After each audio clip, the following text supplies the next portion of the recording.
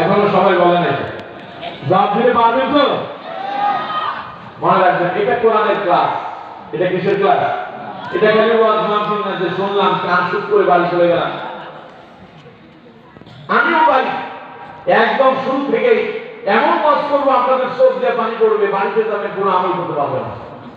কারণ এটা শুধু পানি ফালানোর ওয়াজ আছে, আমলের নাই। কথা বুঝতে পারছেন? এই জন্য আপনারা আসছেন যেহেতু কিছু মেসেজ নিয়ে যান, বাড়িতে গিয়ে তার উপর আমল করেন। কথা কি বুঝতে পারছেন? প্রবন্ধকার একটু মনোযোগ দেন।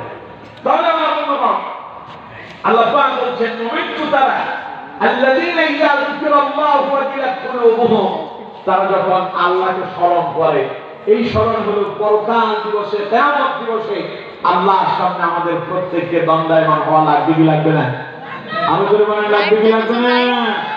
আল্লাহর সামনে যখন দাঁড়াবেন সেই কিয়ামতের কঠিন ময়দানে গোটা জীবনের হিসাব আল্লাহর সামনে দিতে হবে।